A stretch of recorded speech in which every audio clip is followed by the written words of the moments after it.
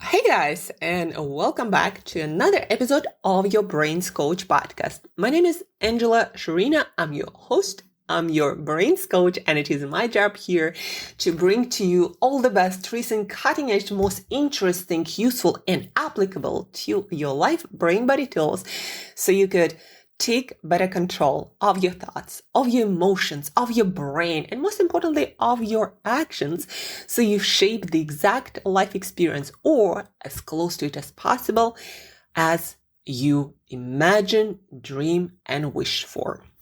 Today, folks, it's a fun episode about Russian cuisine, my plate back home, which is half meets tradition, plus some spices around the world.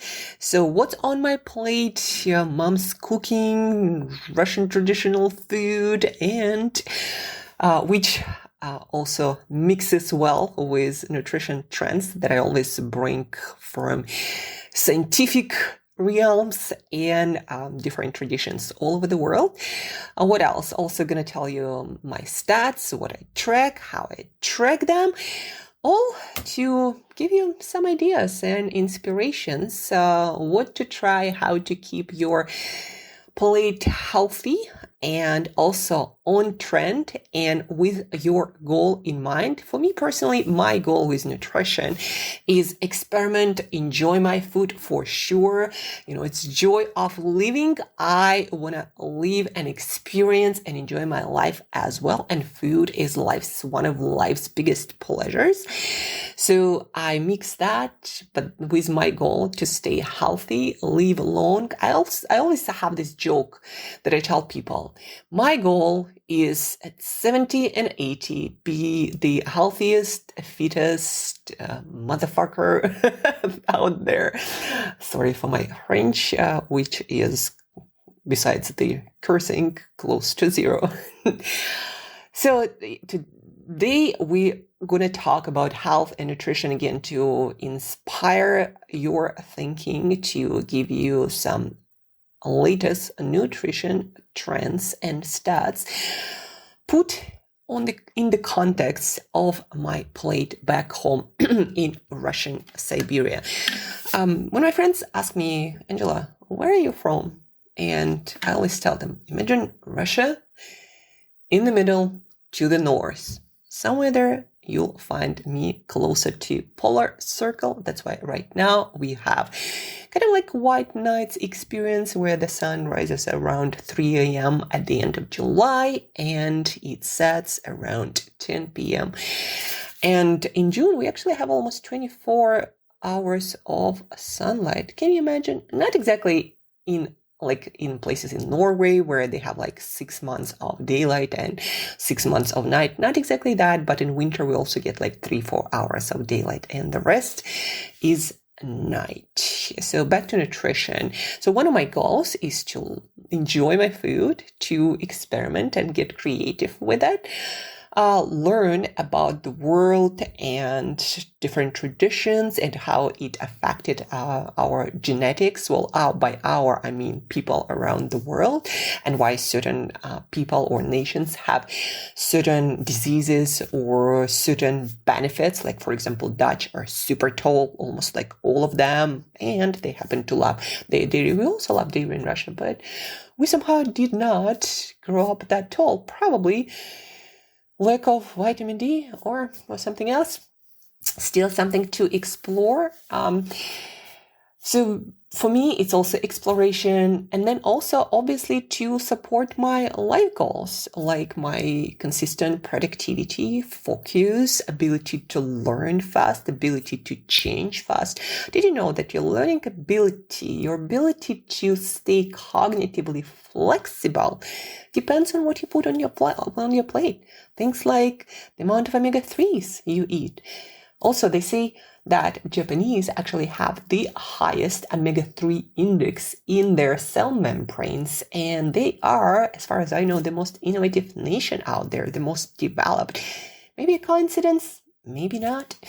We are in Russia kind of average on omega-3s, I think higher than the rest of the world because we have so much all kinds of local salmon varieties. Did you know that there is not just one salmon? There is like a whole family with different kinds or different percentages of fatness, of omega-3s. And in the Russian Far East, closer to Japan, we have a ton of it. And now they say it's a season, so it's super cheap. I'm eating it every day, almost every day.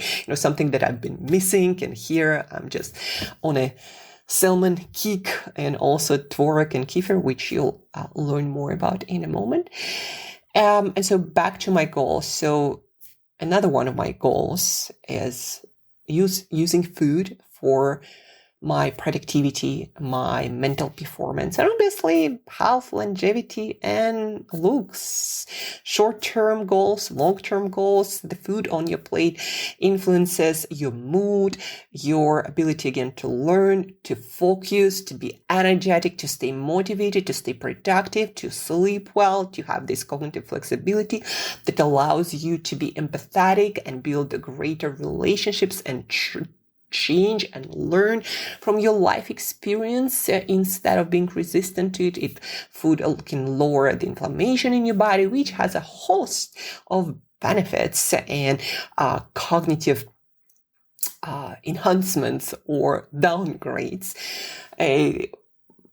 Your gut health, and we still are learning about how trillions of gut bacteria influence our brain and how we behave and what we do. It's fascinating how many aspects of you, your life, your work, food influences, and you are built of what's on your plate. Like literally, brick by brick, cell by cell, you are built from what's on your plate. And if that's what's on your plate is poor quality, imagine building a house from poor quality materials.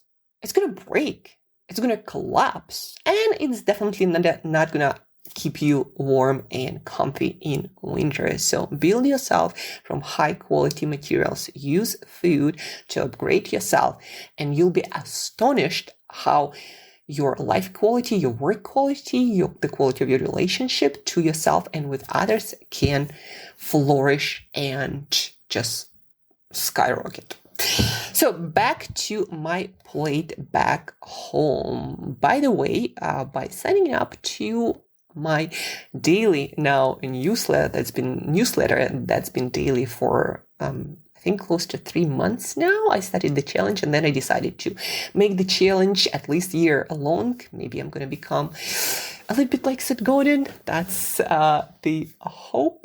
So sign up for my daily newsletter, where in details you can read and see a lot of pictures from my home, for example, and what it looks like for me to be eating back home, my plate and stats, etc. So the link to sign up for your best newsletter is in the show notes somewhere there. So sign up and get a daily beat of wisdom, body, mind, work, a combination of science, my explorations, my practice with clients, and different stories from my travels back home to living my life, upgrading my work, and improving the world by working with people and helping them grow and become better versions of self. So your best newsletter.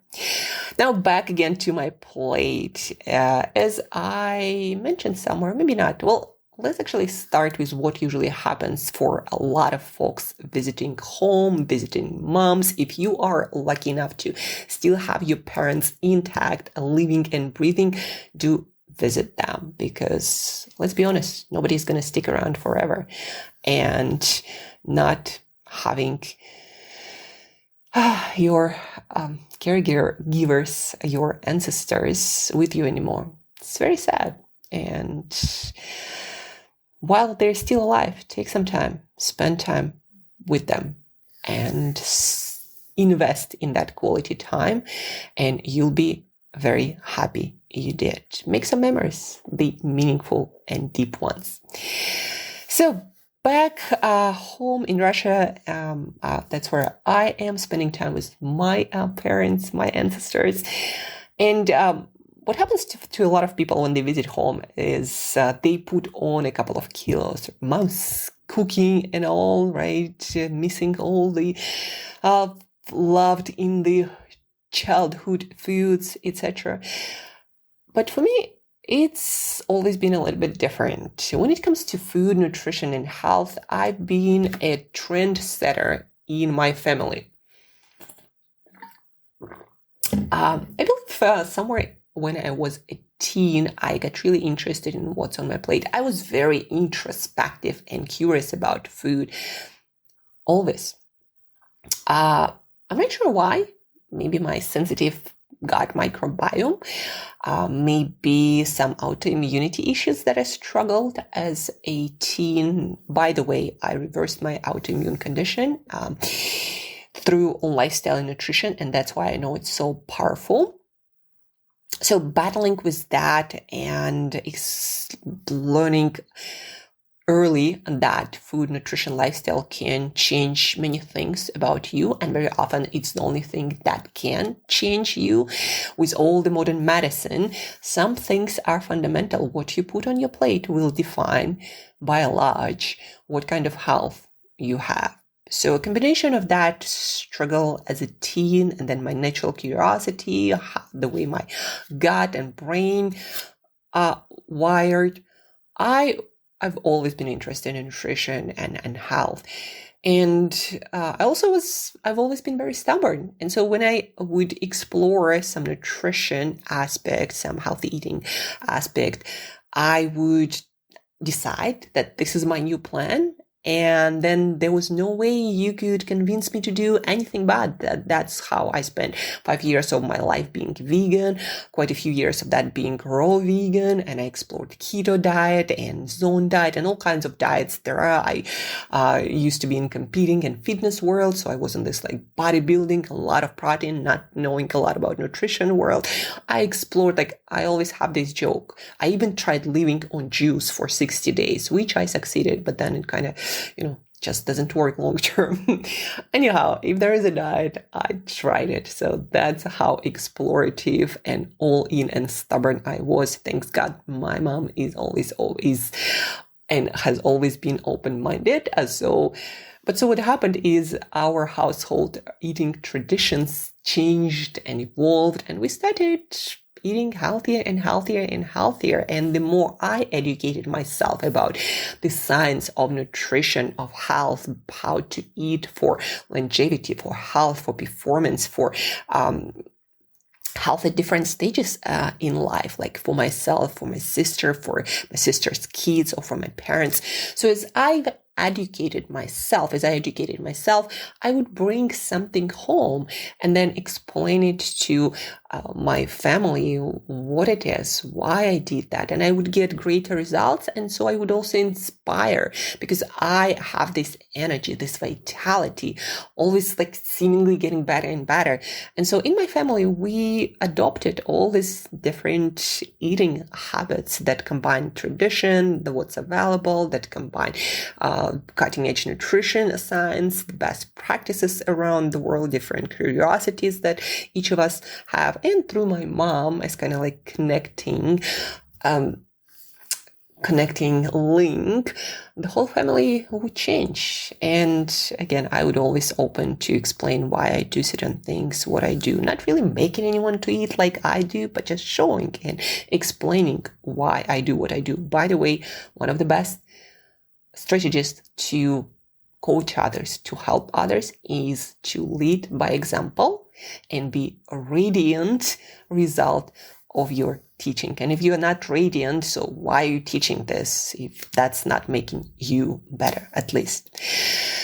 So anyhow, my home eating is different because of that. It's a combination, again, of local traditions, healthy fight through a mix with nutrition science, plus all my curiosities and experiments and mixes from different traditions that I picked up while living in 15 different countries in 15 years of my life. So all of that I would bring back home while visiting from time to time. Like, for example, through pandemic, I stayed for half a year back home and would cook almost every single dinner for my parents, and they got to learn a lot and kind of rewire their eating habits a lot. Right? So I would bring up upgrades to family nutrition and lifestyle, and everyone would get on this like new kick, new wagon, so to speak. And that's why for me, going back home is actually bringing new knowledge and trying it all together and eating, if anything, healthier and adding more variety. Also getting ideas from my mom, who does a lot of cooking, most of the cooking. And so for me, again, getting back home is all about actually eating even better and being even more inspired and usually even, well, sometimes I do pick up 1 kilo if I start also eating home-baked cakes, which my mom is great at, but doesn't do that often anymore because we understand, that's not exactly the best healthy food you can be eating. And we also know how our brain wants to eat everything that it sees. So we don't usually cook a lot of it, except for holidays, family celebrations like we do right now. But anyhow, so I stay in shape. We all get healthier, experiment and enjoy foods, the tradition, the nutrition science, and all the experiments from around the world that are also all around us these days. Everyone and everything is connected, right? So what my plate looks back home, a combination of tradition, health, and macronutrients that I'm experimenting with for looks, focus, and longevity. So my breakfast usually looks what it looks like you can see by subscribing to my daily newsletter. But what it sounds like is a couple of eggs, this Russian tvorog, which is kind of like cottage cheese, but not really. It's the grain is smaller, it's sour, it's fermented, it's boiled and then fermented. And you usually would eat it with kefir or sour cream with sugar, but I mix it with either kefir, which is also a fermented drink, a sour fermented drink made with different kind of bacteria. They say like the best kind of fermented drink out there. So plain kefir, also very sour. I would add to tvorog that is also sour, plain, grainy. It's kind of like cottage cheese consistency, a little bit different. And then I would mix that with kefir. I would mix that instead of sugar. I would add frozen berries that add this like juicy juice and color. So usually locally grown blueberries or cranberries or lingonberries, or sometimes not that local cherries, somewhere from the south of Russia. And I would mix it all and have about 200 grams of tvorog, 200 grams of kefirs, the totaling with about 40 grams of protein per that dish, additional 12 or so grams of protein from a couple of eggs that I would have for breakfast. Very often I would also have 100 grams of salmon, which is so abundant here in Russia, especially now, it's season. It's brought mostly from far eastern regions of Russia, and there are all kinds of different kinds of salmon, not just, salmon that you would find in most supermarkets outside of regions where you can get it, you can fish it. But there are different kinds with different omega-3 percentages and different colors and sizes. They have different names. It's all one family of salmon, but with different sub-families or kinds. Anyhow, so a lot of that I would have for breakfast, some omega-3s in my salmon. And then I would have my favorite banana for potassium, sweetness, and some vitamins like B6, important for energy, and some local summer fruit. Now it's summer, so we have at the end of July a lot of stone fruit like nectarines or peaches, which also have a lot of vitamins and minerals and added fiber. So that would conclude my breakfast. which I would usually have about 4 hours after my waking time, because in the morning I usually go for a walk, I do my writing, I do my podcasting, and then after I feel like I'm hungry enough and deserve my breakfast. So that's breakfast. My lunch, and again, the pictures you can see by signing up to my daily newsletter. Also, on my Instagram, there is a link to read this newsletter and see the pictures and read all the details and stats, macros, micronutrients. Well, actually, macros not so much, but how much protein, what it looks like, right? So you can see that by following me and watching my stories on Instagram, Angela Brain Body Coach, Angela Brain Body Coach. See what I do and eat daily there. And you can read this newsletter that I wrote today about my eating back home, Russian Siberia. So that's gonna be my breakfast. And then lunch, I always try to keep it light, because there is this thing, midday slump, where we naturally feel not as alert, not as focused, and therefore you don't want to divert your blood flow, the little that you have left in that midday slump. You don't want to divert that blood flow to your stomach from your brain feeling even sleepier. And so I usually have a combination of some carbohydrate, not a lot, coming from whole foods. I usually do not eat any other carbohydrates, only whole foods. So it's going to be a combination of some carbs, about 30 grams of protein from whole foods, from things like tuna or salmon, and what else? And very little to no fat. So the lunch that I had yesterday was a couple of buckwheat cakes. Buckwheat, yeah, look up what buckwheat is. It's an ancient seed, like it looks like grain.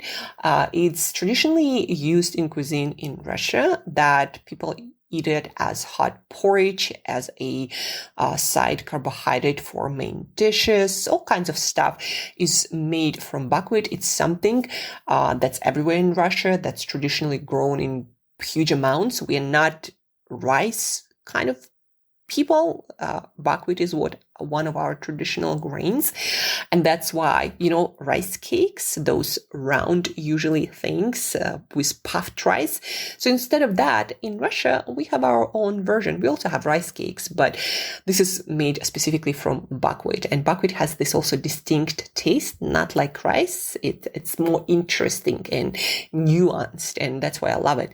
So I had a couple of rice cakes / buckwheat cakes, so made entirely of buckwheat, puffed also, nothing else added. And on top of that, I spreaded a can of tuna for that lunch. And I also had about maybe 50, 80 grams or maybe 100 grams of gooseberries, one of the local berries. Also look it up. It's traditionally green, for whichever reason now it's red. Maybe it's a new variety. I've never tried, but it was really good. Very distinct flavor, obviously vitamins, minerals. Looks kind of like cranberries, but tastes slightly sweeter. Vitamin C, a lot of it there. So again, 30 grams of proteins there, some carbohydrates, and almost no fat for that lunch. And then my dinner, that usually is about 2 to 3 hours before my bedtime. Here it's around 5, between 4/6, somewhere usually around 5. I finish my dinner. And I start every one of my dinners, everywhere in the world actually, with some sauerkraut, if I find it, or kimchi. Here in Russia, sauerkraut is our traditional fermented vegetable.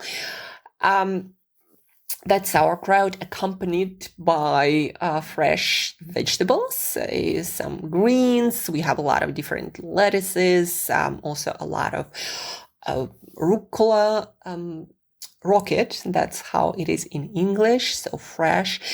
Then some tomatoes, mushrooms are my favorite. I like to just mix it all, eat it before dinner while I cook my dinner. And then for dinner, for example, yesterday I had some beef liver.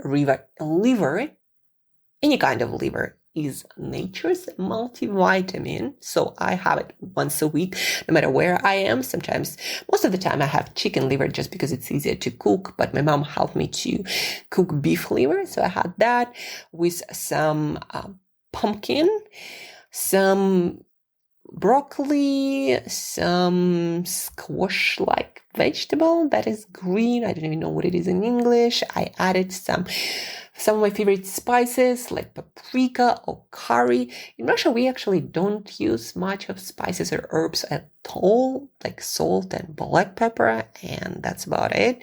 So I had that. I added more cabbage and about 200 grams of that liver, adding additional 60 or so grams of protein.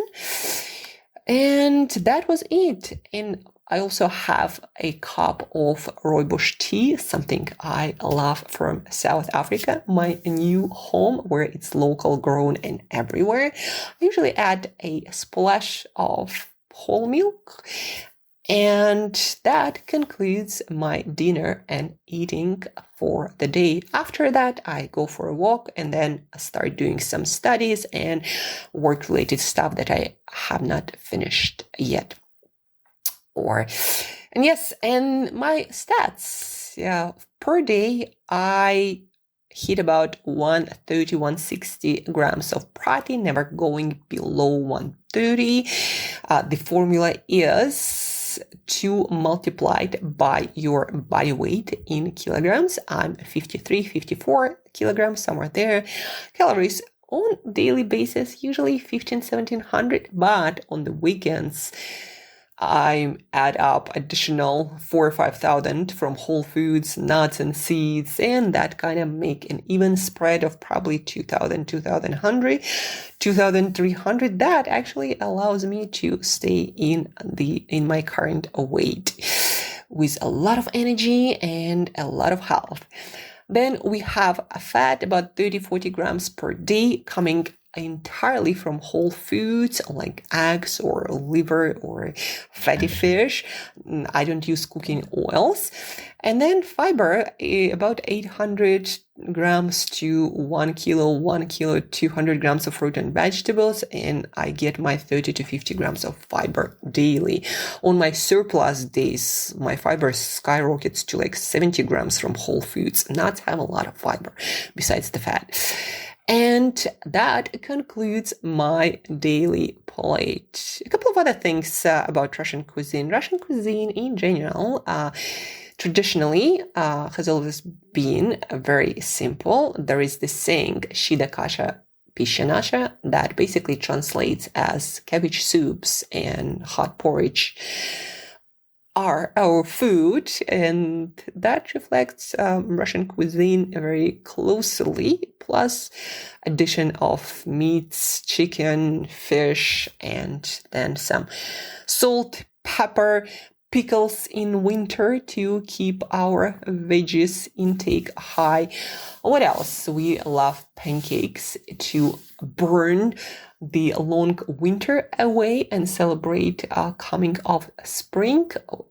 Pancakes because they look like the sun, and then to that you would add butter, hot butter, honey, very often sour cream, some berries, or jam made of berries, sometimes caviar if you're feeling like something salty or savory. And especially red caviar, very popular. Obviously, we have a lot of salmon, which gives the birth to red caviar. So also very popular in Russia everywhere. But besides that, again, very simple. Meat, potatoes, cabbages, carrots, like tomatoes in summer, salt, pepper. When it comes to drinks, besides vodka, by the way, I'm alcohol-free, so tried it once in my life, never really understood what it was about since it didn't have any flavor. We have non-alcoholic beverages besides kefir that's fermented, made out of dairy, traditional milk.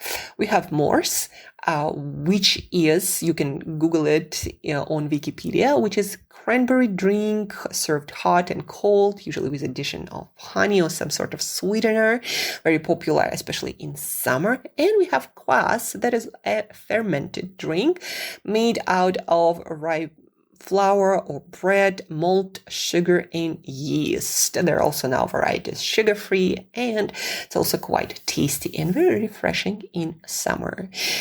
And that's about it, guys. I think I've been rambling for quite a while. And if you have any questions, or again, if you'd like to see everything visually and read it, check out my Instagram. You'll find the link there, which leads you directly to my daily newsletter. No need to sign up. If you'd like to sign up and never miss my newsletters dedicated to body, mind, and work, science, practice, my coaching clients, experiments and results as well, and what I read, and from people I interview, different experts from around the world. So all of that in my newsletter. If you want to be a person 360 dedicated to personal growth and development, your body, your mindset, your work, your productivity, then check out your best newsletter, either in the show notes, link to sign up, or check it out, read it, try it before signing up on my Instagram, Angela Brain Body Coach, all one word. And that concludes our episode today. Folks, don't forget, if you would like to give me my birthday present and have no other means to do so, then please do invite other people to my podcast. Share that with as many people as you possibly can, or at least with one person, as a birthday gift to me, Angela Shurina, the host of this 6-year-old podcast that's been out at least a couple of times per week. Started with 5 days a week, weekly, and then transitions to now 3 a day. That's where I plan to keep it. So share it as a birthday gift to me. And yeah, happy birthday to me tomorrow. And we'll just keep going, keep growing, keep doing our best to create a better world for all of us. That's what I believe is the meaning of life for every human being. Thank you for your attention. Thank you for your time. Keep growing, and we'll talk very, very soon.